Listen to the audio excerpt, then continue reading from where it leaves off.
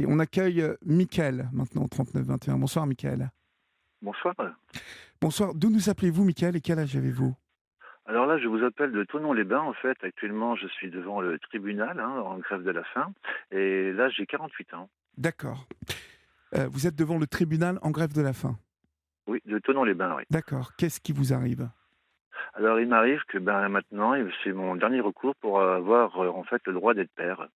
Parce que actuellement, je suis bafoué de tous mes droits parentaux. J'ai été trimballé de mesure en mesure, où j'ai eu des liens, qu'on me les a enlevés, remis, enlevés. Et actuellement, je me trouve en fait sans nouvelles de mon fils depuis maintenant un an. D'accord. Que s'est-il passé en fait? Si on remonte un peu le temps, il y a un an, vous en étiez où? Vous vous êtes séparés, donc En fait, euh, allez-y. pardon.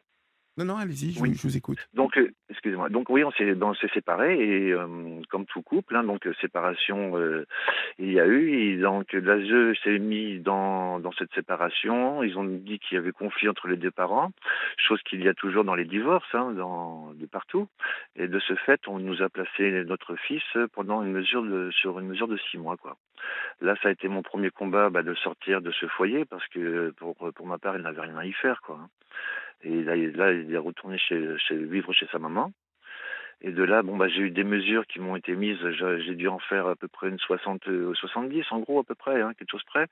Ce sont des visites, vous voyez votre fils avec quelqu'un à côté de vous, pour voir que vous êtes un bon papa.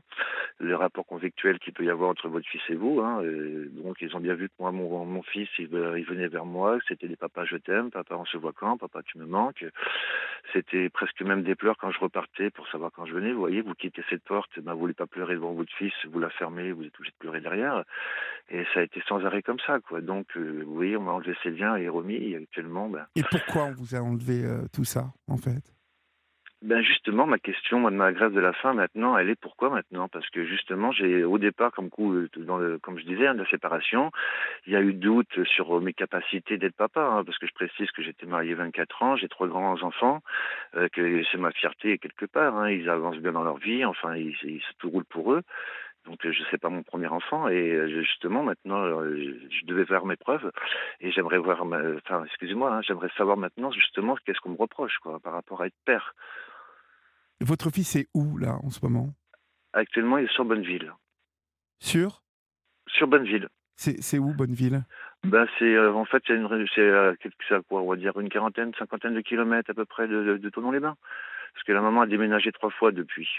Parce que bon, moi, de mon combat actuellement, ça fait 2 ans que nous sommes devant le tribunal de Thonon-les-Bains, pas consécutivement, mais où on revendique nos droits de père.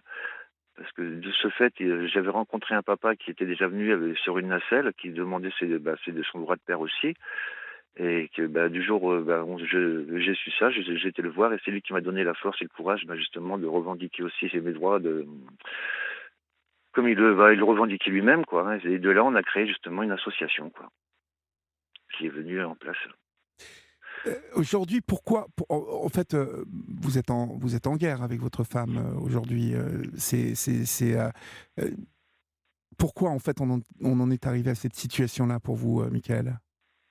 Je pense que c'était, comment dire? Dans le couple, ça n'allait plus du tout, de Oui. toute manière. Il y avait plus d'écoute, il y avait plus de comment expliquer? Ouais, il y avait plus d'entente, quoi, de toute manière, D'accord, la mais séparation. comment se fait-il que vous n'êtes pas arrivé à vous entendre, en fait? Est-ce que votre femme ne veut pas que vous voyiez votre fils?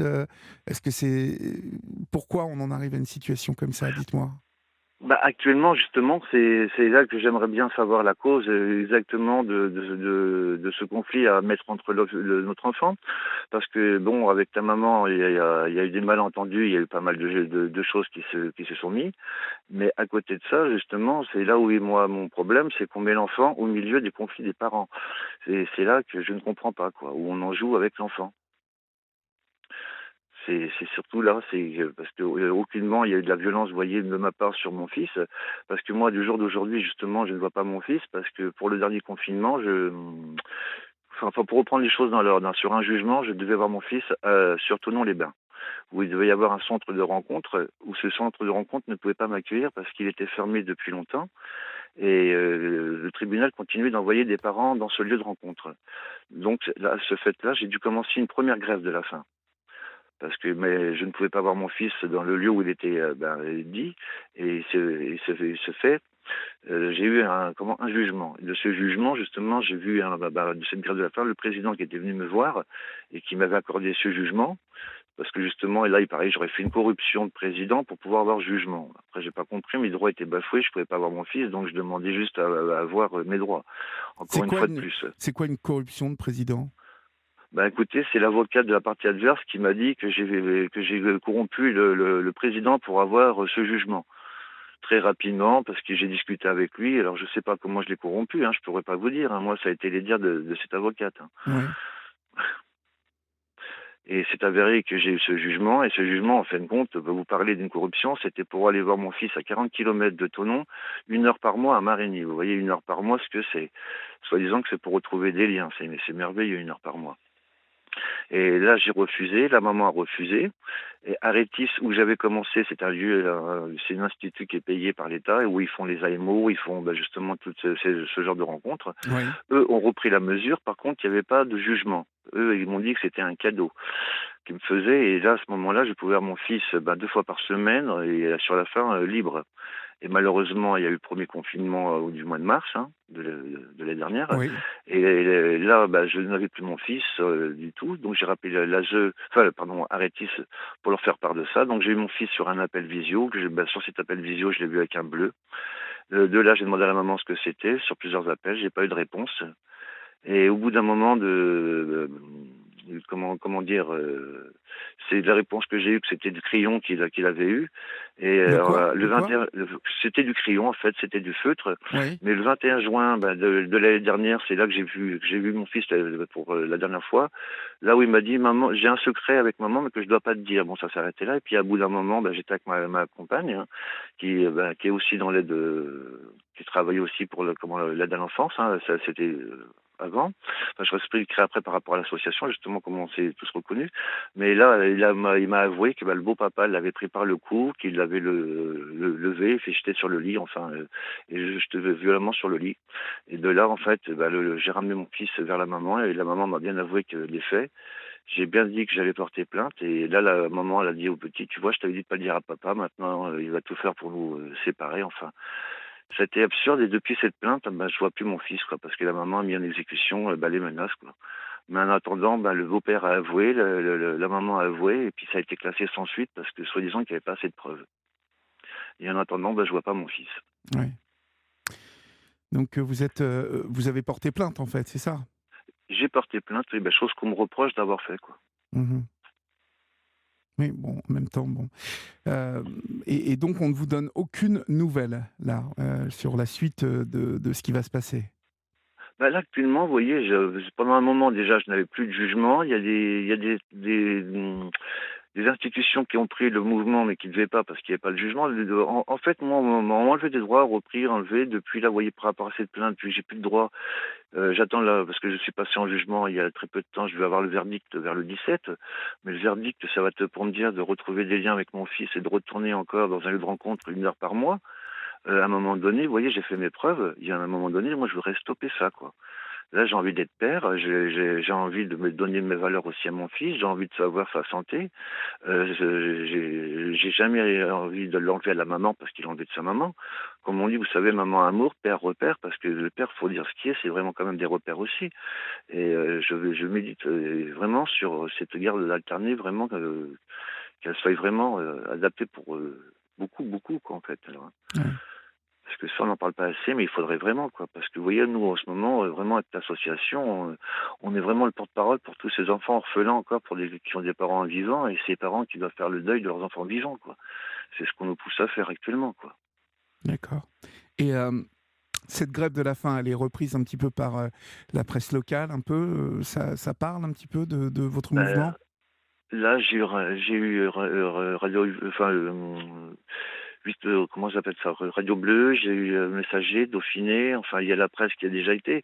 Ça fait 2 ans, vous voyez, là, dans ces 2 ans que là j'entame vraiment cette grève de la faim, que, ben, les médias commencent vraiment à revenir un petit peu, à parler de la chose. Parce que nous, depuis ces 2 ans, je vous dis, tous les jours, on a des cas, mais exceptionnels. Là, vous voyez, dernièrement, il y a un papa, il a tué son fils, on l'a forcé à revoir ses 2 filles. Ces deux ados sont sortis du tribunal en pleurs. La maman est venue témoigner sur notre page. Et vous voyez, on pousse un papa comme ça à voir ses enfants que nous empêche de les voir. Ouais, ouais, de toute Il y a façon, des cas que c'est vraiment, c'est ouais. exagéré, quoi. Ouais, ouais, il y a beaucoup de choses où on marche sur la tête, c'est clair.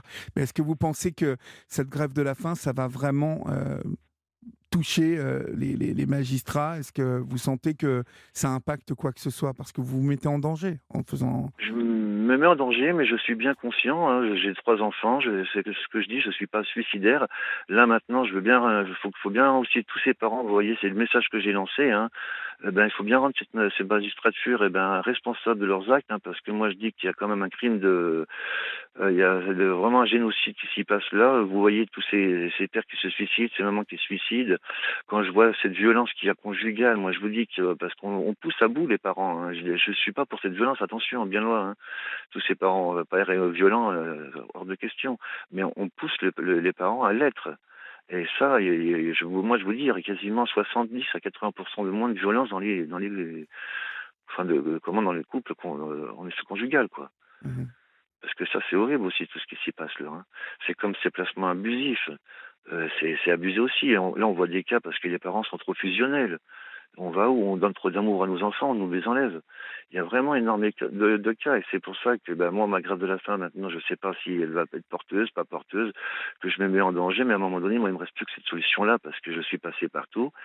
Si c'est pour attendre encore les 18 ans de mon fils, vous voyez, et puis que 18 ans, on va me dire d'attendre, et faire le deuil de mon fils, c'est pareil vivant, c'est encore plus douloureux, quoi. Oui, j'entends. Ouais. Écoutez, j'espère que ça va porter ses fruits, en tout cas que vous allez être entendu. Il y a une date bientôt, en fait, où les choses devraient bouger bientôt? J'attends le 17 de savoir, vous voyez, encore Le un mois à 17, attendre ouais. de savoir, je dois attendre un mois là, depuis un mois maintenant, bientôt jusqu'au 17, ça va faire que je dois attendre de savoir qu'est-ce qui m'attend pour être père, quoi, encore à Mhm. nouveau, quoi. Mais écoutez, Mickaël, je vous souhaite bon courage, en tout cas, et puis essayez de nous tenir au courant, bien évidemment, de ce qui va se Moi, je passer pour voudrais vous. lancer un message quand même, franchement, c'est aux parents maintenant de vraiment être conscients avant de rentrer dans cette justice que c'est qu'un leurre, parce qu'il faut dire ce qui est, mais c'est vraiment aux parents d'être responsables et d'arrêter de jouer à pile ou face avec leurs enfants. Parce qu'un jour ça tombe sur l'arête, et l'arête, c'est le placement, quoi. Et le placement, vous voyez, on n'en parle pas, mais il y a tous ces réseaux de pédophilie qui s'y met aussi derrière. Il y a eu des reportages qui ont été faits, hein, de toute façon, Oui, j'invente oui, pas. mais bon, Et oui, mais bon, et il bien aussi qu'il y a des c'est deux enfants qui choses différentes, ça, ont c'est deux bien choses sûr. différentes. J'espère en tout cas que vous allez pouvoir vous en sortir, Mickaël, en tout cas, n'hésitez pas à nous tenir au courant et bon courage à vous. Au revoir, courage à vous. Au revoir, courage à